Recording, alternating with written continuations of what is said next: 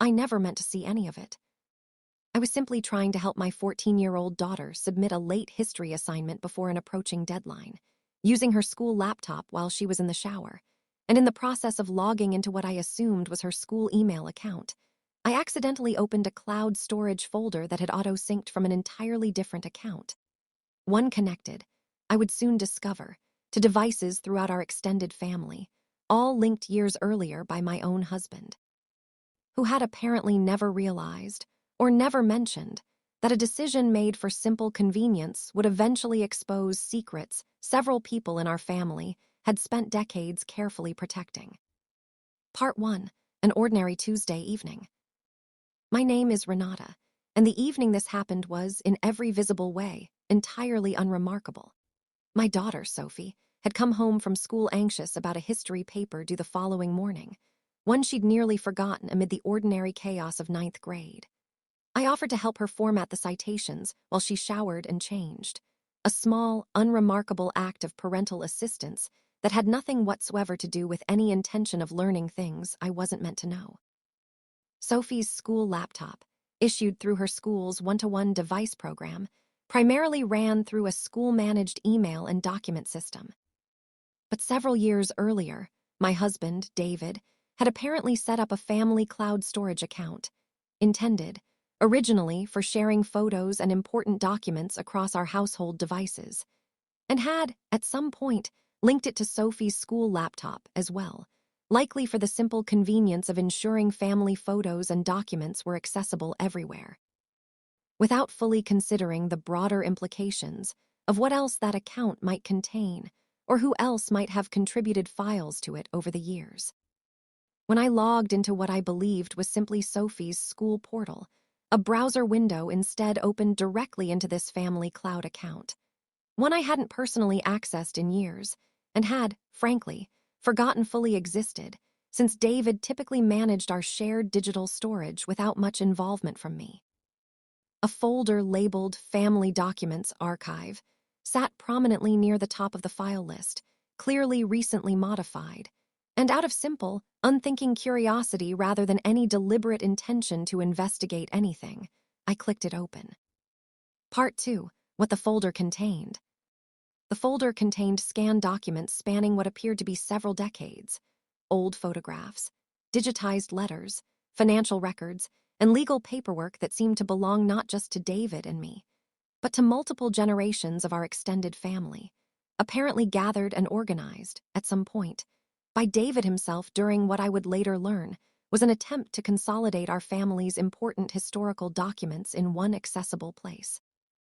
Among the ordinary, unremarkable scans, old tax returns, property deeds, digitized childhood photographs, were several documents that immediately, unmistakably did not belong in the category of ordinary family record-keeping. The first was a formal legal document, dated over 30 years earlier, establishing a private adoption arrangement between my own parents and a woman whose name I didn't recognize. An arrangement that, based on the dates and details laid out in the paperwork, appeared to indicate that my younger brother, Marcus, whom I had believed my entire life to be my parents' biological son, had in fact been adopted as an infant. A fact neither of my parents had ever once mentioned to either of us across 4 decades. The second was a series of financial records documenting a substantial, sustained pattern of money transfers from David's own father, my father-in-law, to an address in a different state, payments spanning nearly 15 years, the purpose of which was never explicitly stated in any of the documents themselves, but which, cross-referenced against a handful of other scattered documents in the folder, appeared to relate to a woman, and eventually, a child David's father had apparently fathered outside his marriage to David's mother, a fact that would make this child David's own half-sibling. One none of us, including David himself, as I would soon learn, had ever known existed. The third, and most immediately disorienting for my own sense of my personal history, was a scanned newspaper clipping and an accompanying handwritten letter revealing that my maternal grandmother, a woman I had adored throughout my childhood, who had died when I was 19, had, decades before I was even born, given birth to and placed for adoption a child conceived before her marriage to my grandfather, a half-aunt or half-uncle of my mother's that neither my mother nor I had, apparently, ever known existed. I sat frozen at Sophie's desk, staring at a screen full of documents that reorganized my understanding of 3 generations of my family in the span of about 20 minutes. While upstairs, my unsuspecting daughter finished her shower entirely unaware that her mother had just accidentally opened a door into secrets her extended family had spent decades collectively, deliberately keeping closed. Part 3. Confronting David. I didn't sleep that night.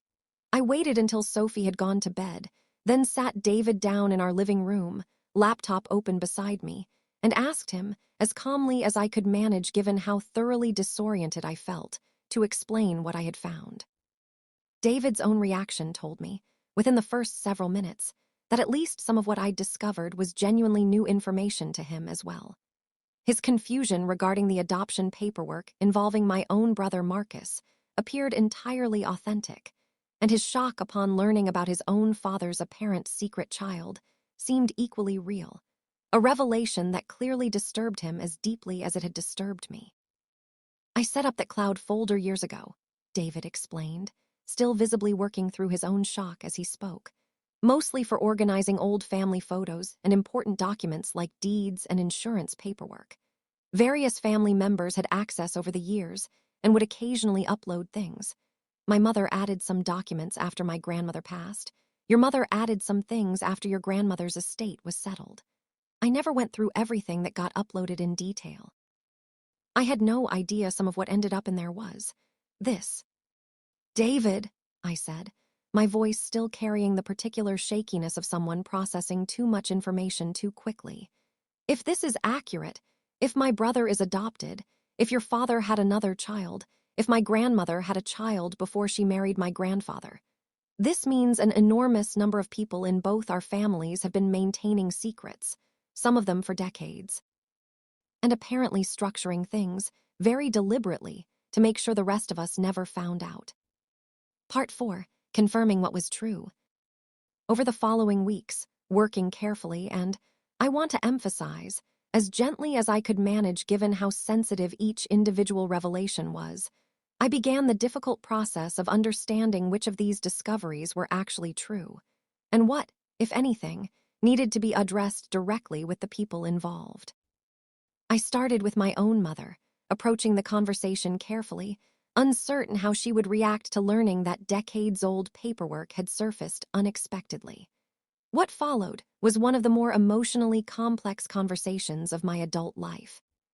My mother confirmed, through tears, that Marcus had indeed been adopted as an infant, a decision she and my father had made after years of infertility struggles following my own birth, choosing, at the time, to never disclose Marcus's adoption to either of us, believing, in the parenting philosophy common to their generation, that treating him identically to a biological child, without ever distinguishing his origins, was the kindest, most protective approach available to them.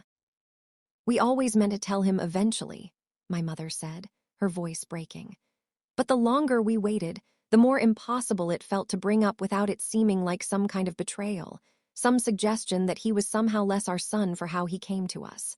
We told ourselves silence was protecting him. I think, honestly, it mostly protected us from a difficult conversation we never felt prepared to have. I asked whether Marcus himself had any inkling. She confirmed he did not, as far as she knew. He had lived his entire 41 years believing, without question, that he was our parents' biological son. Part 5. Telling Marcus. Deciding whether and how to tell my own brother something this significant, discovered accidentally through paperwork he had no idea existed, was among the more difficult decisions I've ever had to make. I ultimately decided, after significant deliberation, and eventually, with our mother's reluctant but genuine agreement that the truth needed to finally be shared directly rather than continuing to exist only in scanned paperwork the rest of us now knew about while he remained unaware, that Marcus deserved to hear this from family, in person, rather than risk learning it some other way entirely outside our control. I flew to visit him. He lived several states away, working as a veterinarian with a wife and 2 young children of his own, and, together with our mother, who insisted on being present for the conversation despite how difficult she clearly found it. We told him the truth. Marcus's reaction, unsurprisingly, was complicated.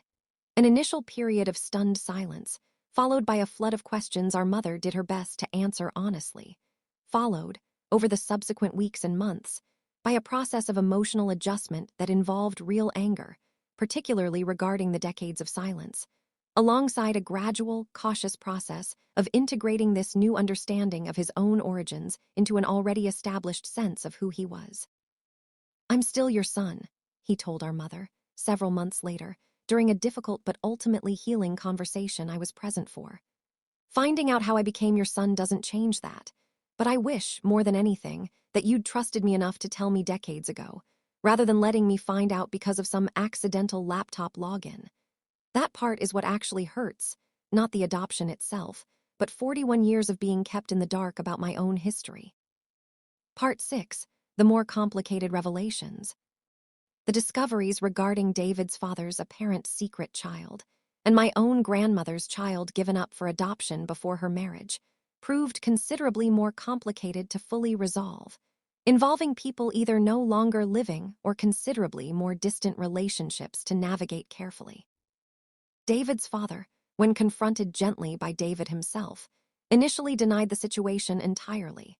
Then, over several increasingly difficult conversations, eventually admitted to a relationship outside his marriage decades earlier that had, indeed, resulted in a child, a woman, now in her 50s, whom David's father had apparently continued supporting financially for years, but had never once met or acknowledged as his own daughter in any personal capacity. This revelation devastated David in ways I hadn't fully anticipated, not simply learning that his father had been unfaithful decades earlier, but understanding that he had a half-sister he'd never known existed, someone who had apparently grown up entirely without acknowledgement from a father who had, nonetheless, quietly funded aspects of her life from a careful distance for years. David made the difficult decision, after months of consideration, to reach out to this half-sister, Alina, directly, a conversation that began cautiously and uncertainly, but has, over the subsequent year, developed into what David describes as a genuinely meaningful, if still evolving, relationship with a sibling he never knew he had until a laptop login accident brought her existence into the light. The situation regarding my own grandmother's child, given up decades before her marriage to my grandfather, proved impossible to fully resolve given that both my grandmother and the child in question, based on records we were eventually able to locate, had passed away years earlier without any documented reconnection ever occurring between them. This particular thread of discovery remained, ultimately, a piece of family history we could understand and acknowledge, but never fully resolve through any living relationship. A different kind of closure than the more direct conversations I was able to have with Marcus, or that David was able to pursue with Alina. Part 7. What this meant for Sophie. Throughout this entire process, I found myself thinking often about Sophie, whose ordinary school laptop had inadvertently become the mechanism through which decades of carefully guarded family secrets finally came to light. I made a deliberate decision, once the most immediate revelations had been processed and addressed with the people most directly involved, to have an age-appropriate conversation with her about what had happened, not because she needed to know every specific detail, but because I believed, given everything our family had just collectively learned about the cost of decades of protective silence, that modeling a different, more honest approach with my own daughter mattered considerably. "Sometimes families keep secrets because they think they're protecting people," I told her, in a conversation I kept carefully calibrated to what felt appropriate for a 14-year-old to process. But what Mommy learned this year is that secrets like that usually end up hurting people more than the truth would have, especially when they go on for a really long time. "I want you to always feel like you can ask me anything, and that I'll always try to tell you the truth, even when it's hard." Sophie, with the particular directness of adolescence, asked whether I was upset that her school laptop had been the accidental source of everything. I told her, honestly, that I wasn't, that whatever discomfort the discovery process had caused, I believed, ultimately, that our family was better off having the truth out in the open, however disruptive that process had initially been. Epilogue. It has been nearly 2 years since that ordinary Tuesday evening when I sat down at my daughter's desk, simply intending to help format a history paper's citations. Our extended family looks different now than it did before that accidental discovery, more complicated in some ways, with new relationships like David and Alina's still developing, and genuinely healed in other ways, particularly in Marcus's relationship with our mother, which, after an initially difficult period of processing real hurt, has grown into something more honest and, in its own way, closer than it was before. I think often about the strange, almost absurd mechanism through which all of this came to light, not through any deliberate investigation or confrontation, but through the simple, mundane accident of a mother trying to help with a school assignment, encountering a cloud storage folder that had been quietly accumulating decades of carefully hidden family history, without anyone fully realizing how much had been consolidated in one place. I have come to believe, cautiously, that whatever discomfort and disruption this accidental discovery caused across our extended family, the outcome has been, on balance, a genuinely valuable one, replacing decades of protective, well-intentioned but ultimately corrosive silence with a more honest, if considerably more complicated, understanding of who we all actually are and where we actually came from. Sophie, now 16, still uses that same school laptop, and we joke sometimes, gently, about what she jokingly calls the Great Family Secrets Incident, a story that has become, in our particular family's mythology, both a genuinely difficult chapter and eventually something closer to a strange gift. The accidental key that finally unlocked truths several generations of my family had spent decades believing needed to stay hidden, when what we actually needed all along was simply the courage to face them together. The end,